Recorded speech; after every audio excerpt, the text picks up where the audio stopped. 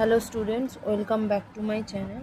আজকে আমি তোমাদের যেটা পড়াবো সেটা হচ্ছে স্ট্রাকচার অফ অ্যান অ্যান্টিবডি। এটা ক্লাস 12 অ্যান্ড নিটের জন্য খুবই ইম্পর্টেন্ট একটা স্ট্রাকচার অফ অ্যান অ্যান্টিবডি। তো যদি তোমরা দেখো, অ্যান্টিবডি দেখতে হচ্ছে এরকম ওয়াই আকৃতির হয়।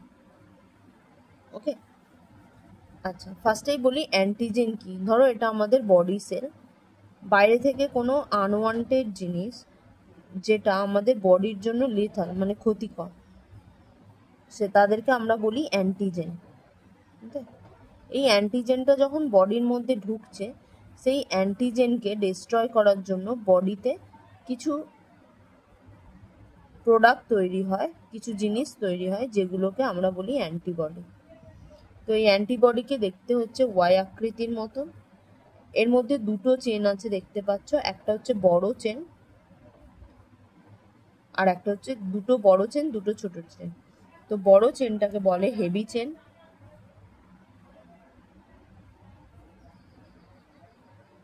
আর ছোট চেনটাকে বলে লাইট চেন। এগুলো সবই হচ্ছে অ্যামাইনো অ্যাসিডস দিয়ে তৈরি। তো বড় চেনের মধ্যে প্রায় অ্যাপ্রক্স 400টা অ্যামাইনো অ্যাসিড থাকে, আর লাইট চেনের মধ্যে বা হালকা চেনের মধ্যে 200টা অ্যামাইনো অ্যাসিড থাকে। তো এটার যদি স্ট্রাকচার তোমরা দেখো,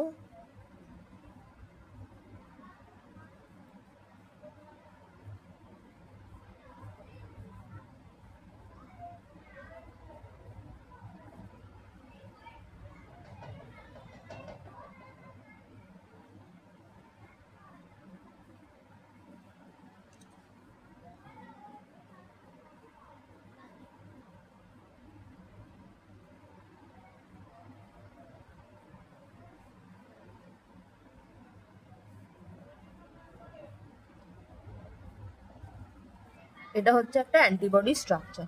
তো এই যে এনটা আছে, এখানে হচ্ছে অ্যামাইনো অ্যাসিড থাকে, তাই জন্য একে অ্যামাইনো টার্মিনাল বলে।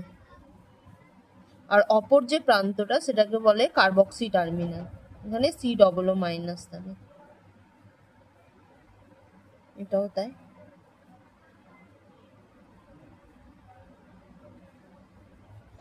এই যে একটা লং চেন দুটো আর একটা হেভি চেন, লং চেন और হেভি চেন, এটাকে বলে হচ্ছে লং চেন और হেভি চেন। এটা হচ্ছে শর্ট और লাইট চেন।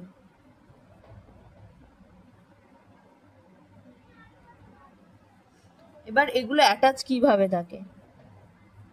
এরা নিজেদের মধ্যে ডাইসালফাইড বন্ড করে অ্যাটাচ থাকে লং চেনটা, আবার লং চেন ও শর্ট চেনের মধ্যে হচ্ছে ডাইসালফাইড বন্ড থাকে, ডাইসালফাইড বন্ড দিয়ে এরা অ্যাটাচ থাকে।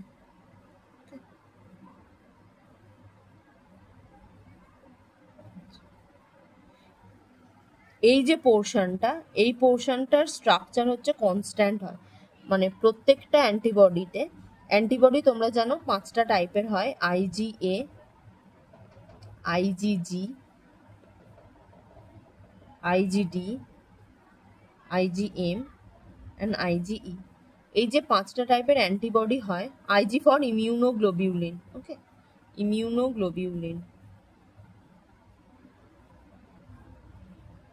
এই যে 5টা টাইপের অ্যান্টিবডি হয়, এই বাকি স্ট্রাকচারটা সেম হয়, জাস্ট এই সামনের স্ট্রাকচারটা আলাদা হয়। তো এই যে স্ট্রাকচারটা, এটাকে বলে অ্যান্টিজেন বাইন্ডিং সাইট। এই জায়গাটায় অ্যান্টিজেন বাইন্ড করে, অ্যান্টিজেন বাইন্ডিং সাইট। দুদিকেই আছে অ্যান্টিজেন বাইন্ডিং সাইট। বাকি এই যে পোর্শনটা আছে, এটা হচ্ছে কনস্ট্যান্ট রিজিয়ন। তাই জন্য এই জায়গাটাকে বলে কনস্ট্যান্ট হেভি, আর এইটা হচ্ছে কনস্ট্যান্ট লাইট, LC বা CL। Constant heavy, constant light. এখানে তাই কনস্ট্যান্ট লাইট, এটা হচ্ছে কনস্ট্যান্ট হেভি চেন এইটা, আর কনস্ট্যান্ট লাইট চেন এইটা। এবার এই যে জায়গাটা এটা হচ্ছে ভ্যারিয়েবল, প্রত্যেকটাতে ভ্যারিয়েবল। এটা হচ্ছে ভ্যারিয়েবল লাইট চেন, এটা দেখতে পাচ্ছ এই পোর্শনটা ভ্যারিয়েবল, কিন্তু এটা হচ্ছে variable part of heavy chain, তাই জন্য ভ্যারিয়েবল হেভি।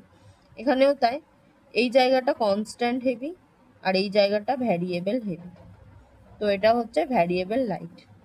ওকে, এই জায়গাটায় অ্যান্টিজেন বাইন্ড করে, এই জায়গাটা, এই জায়গাটা, আর এটাকে হিঞ্জ রিজিয়ন বলে, হিঞ্জ রিজিয়ন।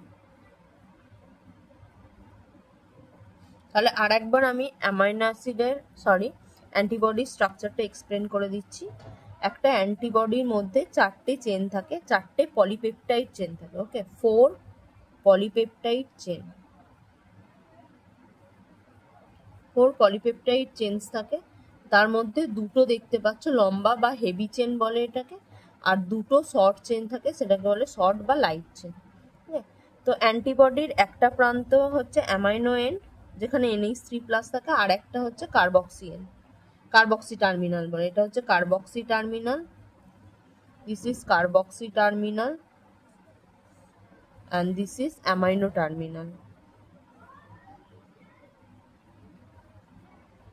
শর্ট চেনেরও তাই, amino terminal, carboxy terminal, amino terminal, carboxy terminal. এবার লং চেনে প্রায় অ্যাপ্রক্স 400টা অ্যামাইনো অ্যাসিড থাকে, আর শর্ট চেনে অ্যাপ্রক্স 200টা অ্যামাইনো অ্যাসিড থাকে। আর প্রত্যেকটা চেন নিজেদের মধ্যে ডাইসালফাইড বন্ড দিয়ে যুক্ত থাকে। হেভি চেন নিজের সাথে ডাইসালফাইড বন্ড দিয়ে যুক্ত থাকে, লাইট চেনও নিজেদের মধ্যে ডাইসালফাইড বন্ড দিয়ে যুক্ত থাকে, এবং হেভি আর লাইট চেনের মধ্যে হচ্ছে ডাইসালফাইড বন্ড থাকে, ডাইসালফাইড বন্ড দিয়ে এরা নিজেদের মধ্যে যুক্ত থাকে। আর এই পোর্শনটাকে বলে হিঞ্জ রিজিয়ন। আর এই যে জায়গাটা, এর এই পোর্শনটা আর এর এই পোর্শনটা, এটা প্রত্যেকটা অ্যান্টিবডি, এই যে 5টা টাইপের অ্যান্টিবডি হয়, প্রত্যেকটাতে এটা ভ্যারিয়েবল, তাই জন্য এই পোর্শনটাকে ভ্যারিয়েবল রিজিয়ন বলে, ভ্যারিয়েবল রিজিয়ন বলে। তো ভ্যারিয়েবল রিজিয়নের হেভি পার্টটাকে বলে ভ্যারিয়েবল হেভি, আর লাইটটাকে বলে ভ্যারিয়েবল লাইট। আর এই বাকি পোর্শন যেটা কনস্ট্যান্ট রিজিয়ন, কনস্ট্যান্ট রিজিয়ন, তো কনস্ট্যান্ট রিজিয়নের লাইট চেনের পার্টটাকে বলে কনস্ট্যান্ট লাইট, আর হেভি চেনের পার্টটাকে বলে কনস্ট্যান্ট হেভি। ওকে, আচ্ছা, এই যে জায়গাটা যেখানে অ্যান্টিবডি অ্যান্টিজেন বাইন্ড করে, সেখানে বলে fragment of antigen binding. Okay, FAB, FAB হচ্ছে ফ্র্যাগমেন্ট অফ অ্যান্টিজেন বাইন্ডিং। আর বাকি যে পোর্শনটা থাকে এটাকে বলে fragment of crystallization or FC region, fragment of crystallization or FC region. আশা করি তোমরা বুঝতে পেরেছো অ্যান্টিবডি স্ট্রাকচারটা। নেক্সট ভিডিওতে আমি টাইপস অফ অ্যান্টিবডি বোঝাবো, যে অ্যান্টিবডি কতগুলো টাইপের হয়। ওকে, চলো তোমাদের আজকে আমি যেটা পড়াবো সেটা হচ্ছে টাইপস অফ অ্যান্টিবডি, অর্থাৎ অ্যান্টিবডির প্রকারভেদ। অ্যান্টিবডি হচ্ছে 5টা টাইপের হয়। দেখো, ফার্স্টে হচ্ছে IgG, IgA, IgD, IgM and IgE, এই 5টা antibody, IgG, IgA, IgD, IgM and IgE। ওকে, এই 5টা অ্যান্টিবডির মধ্যে সবচেয়ে বেশি পরিমাণে আমাদের বডিতে বা ব্লাডে যেটা থাকে সেটা হচ্ছে IgG। আচ্ছা, এর কি ক্যারেক্টার আছে? They can cross placenta, placenta যেন মায়ের শরীর আর বাচ্চার শরীরের মাঝখানে পাতলা পর্দা, তো সেই পাতলা পর্দাটা এরা ক্রস করতে পারে, ফলে সহজেই মায়ের বডি থেকে ফিটাসের বডিতে এটা চলে যেতে পারে। নেক্সট আসছি IgA, এটা মোনোমার বা ডাইমার ফর্মে থাকে। What is monomer and what is dimer? ধরো অ্যান্টিবডি যখন এরমভাবে থাকছে তখন সেটা হচ্ছে মোনোমার, আর যদি ডবল মানে এরকম স্ট্রাকচার তৈরি করে থাকে তখন আমরা সেটাকে বলছি ডাইমার, ভাবে ডাইমার ফর্ম করেও থাকে অ্যান্টিবডি। ওকে, তো এরা IgA এই ফর্মেও থাকতে পারে, এই ফর্মেও থাকতে পারে। আর এটাকে কোথায় পাওয়া যায়? এটাকে পাওয়া যায় হচ্ছে কোলোস্ট্রাম। কোলোস্ট্রাম হচ্ছে ইয়েলোইশ মিল্ক, যখন বেবি বার্থ হওয়ার পর মায়ের বডি থেকে, মায়ের ম্যামারি গ্ল্যান্ড থেকে ইয়েলোইশ মিল্ক একটা সিক্রেট হয়, সেটাকে বলে কোলোস্ট্রাম। তো সেটা খুব ইম্পর্টেন্ট ড্রিঙ্ক করানো বাচ্চাকে, কারণ কি তার মধ্যে থাকে হচ্ছে IgA, ইমিউনোগ্লোবিউলিন A, ওই যে বাচ্চার মধ্যে ইমিউনিটি তৈরি করে, এটা খুব ইম্পর্টেন্ট। অ্যান্ড তাই জন্য এটাকে সিক্রিটারি অ্যান্টিবডি বলা হয়, যেহেতু বডি থেকে সিক্রিট করছে এই অ্যান্টিবডিটা, তাই জন্য একে বলা হচ্ছে সিক্রিটারি অ্যান্টিবডি। ওকে, আইজিডি সম্পর্কে সেরকম পড়ার কিছু নেই, জাস্ট এটাই জেনে রাখবে যে এটা মনোমার হিসাবে থাকে। অ্যান্ড আইজিএম, এটাকে বলা হয় লার্জেস্ট অ্যান্টিবডি। তো এই কোশ্চেনটা খুব ইম্পর্টেন্ট, যদি বলে এই 5টা অ্যান্টিবডির মধ্যে সবচেয়ে বড় অ্যান্টিবডি কোনটা, তখন বলতে হবে যে আইজিএম হচ্ছে লার্জেস্ট অ্যান্টিবডি। আচ্ছা, পেন্টামার মানে কি? এটা হচ্ছে পেন্টামার হিসাবে থাকে, মানে কি এরকম ভাবে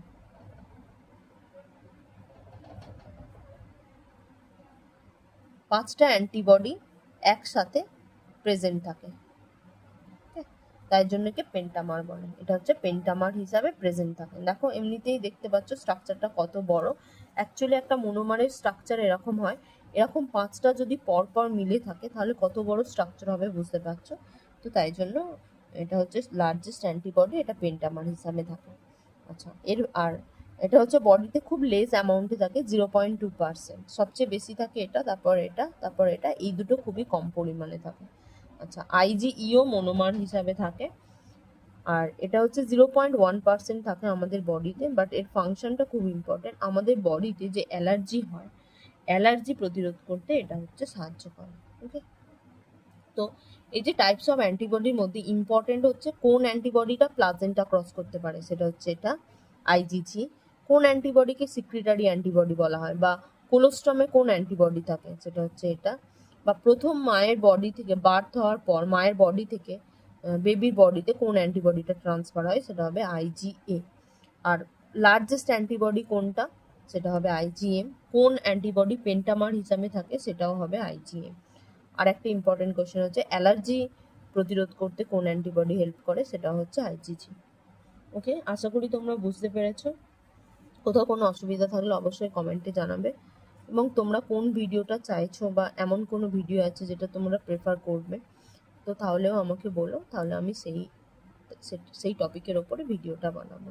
ওকে, ভালো লাগলে অবশ্যই একটা লাইক শেয়ার করে দিও, পারলে সাবস্ক্রাইব করো।